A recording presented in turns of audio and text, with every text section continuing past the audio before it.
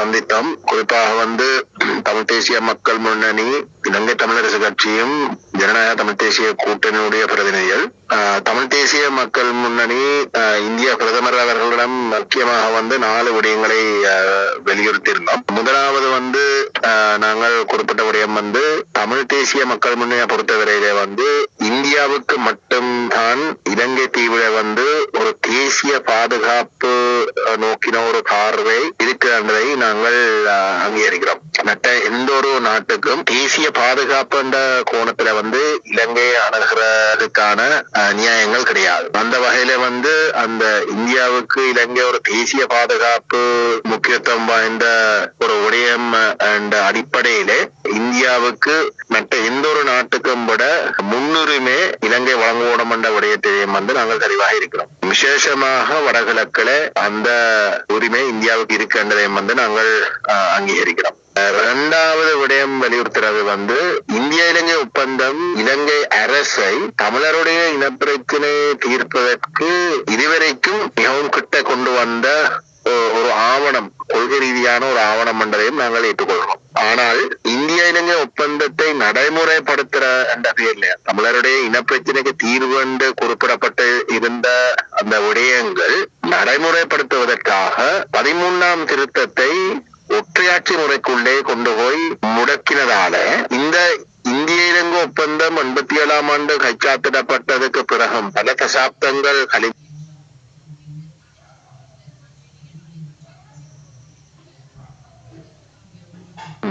இந்தியாவை இன்றைக்கு கூட அந்த 13ஆம் திருத்தத்தை நடைமுறைப்படுத்த வேணும் என்று தொடர்ந்தும் கேட்டுக்கொண்டு இருக்கின்ற ஒரு அவல நிலைக்கு தள்ளப்பட்டிருக்கின்றது. அதுக்கு காரணம் இந்த 13ஆம் திருத்தம் பாராளுமன்றத்தில் ஒரு சட்டவிரைவாக கொண்டு வரப்பட்ட பொழுது உச்ச நீதிமன்றம் மிக தெளிவாக அந்த 13ஆம் திருத்தம் ஒற்றையாட்சிக்குள் இருக்கின்ற விடயத்தை விளங்கப்படுத்த குறிப்பிட்டதாக இருந்தது. இந்த 13ஆம் திருத்தம் ஒற்றையாட்சிக்குள் இருக்கின்ற காரணத்தினாலே மத்திக்கும் மாநிலத்துக்கும் இடையிலே எந்த ஒரு காரணம், ஒரு மோதல் எல்லாத்தையும் ஒரு போட்டித்தன்மை உருவாக முடியாது. ஏனென்றால் ஒற்றையாட்சி முறைக்குள்ளே மத்திய அரசுக்கு தான் அனைத்து அதிகாரங்களும் இருக்கின்றது. எல்லா விடயங்களிலும் மத்திய அரசு உடைய கை ஓங்கும். அதனுடைய சாராம்சம் நடைமுறையிலே அதிகாரங்கள் பகிர முடியாது, ஒற்றையாட்சிக்குள் பகிர முடியாத என்ற விடயம் எங்களுடைய 3 தசாப்தங்களுக்கு மேலாக கிட்டத்தட்ட 38 வருஷமாக நாங்கள் கண்ட அனுபவம். ஆகவே இந்திய இலங்கை ஒப்பந்தம் தமிழருடைய இனப்பிரச்சினை தீர்வு சம்பந்தமாக பல விடயங்கள் குறிப்பிட்டிருந்தாலும் கூட அதை ஒற்றையாட்சிக்குள் கொண்டு போய் 13ஆம் திருத்தத்தை முடக்கினதால இன்றைக்கு கூட தமிழ் மக்களுடைய இனப்பிரச்சனை தீர்க்கப்படாமல் இருக்கின்றது. அந்த வகையில மோடி அவர்கள் அவருடைய இலங்கைக்கான முதலாவது விஜயம், பிரதமராக மேற்கொண்ட முதலாவது விஜயத்திலே பாராளுமன்றத்திலே அவர் செய்த பேச்சில ஒரு முக்கியமான விடயத்தை வலியுறுத்தினார். எனக்கு மிகவும் உகந்த ஆட்சி முறைமையாக கோஆபரேட்டிவ் பெடரலிசம் என்ற விடயத்தை வலியுறுத்தி இருந்தார். அதை சுட்டிக்காட்டி நாங்கள் குறிப்பிட்டிருந்தோம். நாங்கள் அந்த நிலப்பாட்டோடு இணங்குறோம். ஒற்றையாட்சிக்குள் எந்த விதத்திலையும் ஒரு தீர்வு காண முடியாத வகையில ஒரு சமஷ்டி ஆட்சி முறை ஊடாக மட்டும்தான் இந்திய இலங்கை ஒப்பந்தத்தை நடைமுறைப்படுத்தி அதுக்குரிய தீர்வுக்குரிய அந்த அம்சங்களை முழுமையாக அனுபவிக்கக்கூடிய ஒரு நிலைமை உருவாகும். ஆக இதை அடைவதற்கு நாங்கள் இந்திய பிரதமர் மோடி அவர்களிடம் கேட்டுக்கொண்டார்கள்.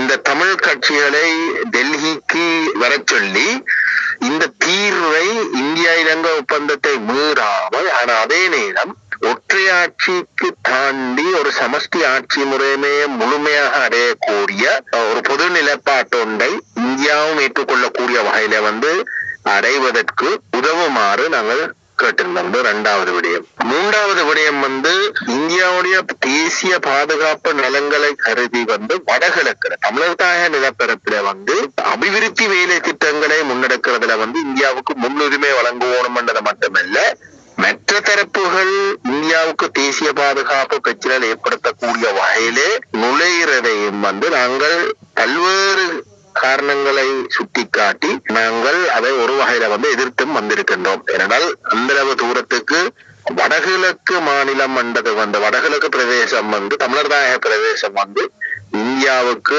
பாதுகாப்பு சம்பந்தமாக ஒரு கண்ணோட்டத்துல பார்க்கப்படுகின்றதை நாங்கள் முழுமையாக உள்வாங்குகின்றோம். அந்த வகையில இந்தியா தான் கூடுதலான அபிவிருத்தி வேலை திட்டங்களை முன்னெடுக்கணும் என்பதையும் நாங்கள் விரும்புகிறோம். ஆனால் அந்த வேலை திட்டங்கள் முன்னெடுக்கின்ற பொழுது இந்தியாவுக்கு பாரிய பொறுப்பு இருக்கின்றது. ஏனென்றால் ஈழத்தமிழர்களுடைய அனுபவத்தில அபிவிருத்தி என்ற பேர்ல கடந்த காலங்கள 76 வருஷங்களுக்கு மேலாக நடைபெற்ற வேலை திட்டங்களை வைத்துத்தான் ஸ்ரீலங்கா அரசு வடகிழக்கை தமிழ் பேசும் மக்களுடைய பெரும்பான்மை வீதாசாரத்திலே மாற்றங்களை கொண்டு வந்திருக்கிறது.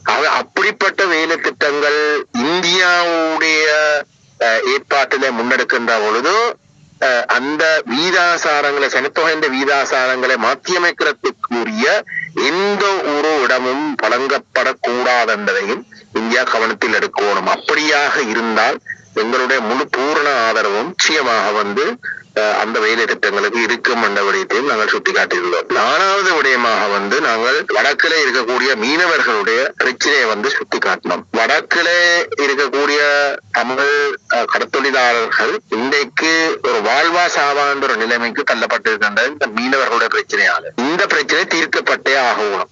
இது தொடரவிட முடியாது. ஏனென்றால் போர் காலத்துல மிக மோசமாக பாதிக்கப்பட்ட ஒரு மக்களாகத்தான் கடத்தொழிலாளர்கள் இருந்தது. அவர்களுக்கு தொழில் செய்யறதுக்கு கூட தடையாக இருந்தது. அப்படிப்பட்ட ஒரு நிலை இப்பத்தான் தலை தூக்குறதுக்கு வலிக்கின்ற ஒரு நிலையிலே ஒவ்வொரு நாளும் இந்திய மீனவர்களுடைய வருகையினாலே அவர்களுடைய ஈழ தமிழ் கடற்பரப்புல இருக்கக்கூடிய அந்த கடற்பரப்புல தொழில் செய்யறதாலேயும் அவர்களோடு எங்கட மீனவர்கள் மூட வேண்டிய ஒரு இடத்துக்கு வருவதாலேயும் பாரிய சொத்து இழப்பை நம்முடைய மீனவர்கள் சந்திக்கிறார்கள். ஒவ்வொரு நாளும் கோடி கணக்கில் அந்த இழப்புகளை சந்தித்து கொண்டிருக்கிறார்கள்.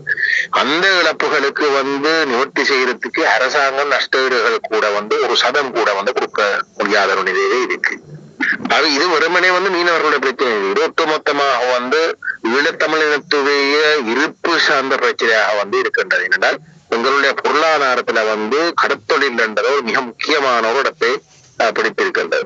இந்த பிரச்சனை தீர்க்கப்பட்டே ஆகும். இது தொடர அனுமதிக்க முடியாது.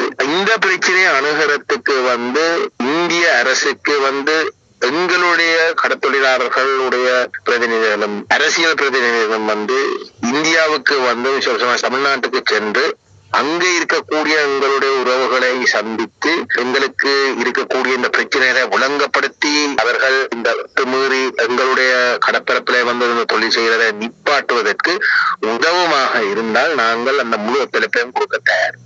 ஆனால் இது நிப்பாட்டப்பட்டே ஆகணும் என்றதான் எங்களுடைய கோரிக்கை. அதை இந்திய அரசு முழுமையாக விளங்கி கொண்டு தங்களுடைய பக்கத்திலே செய்யக்கூடிய அனைத்து செயல்பாடுகளையும் செய்ய வேணும் என்று நாங்கள் கேட்டுக்கொள்ள விரும்புகின்றோம்.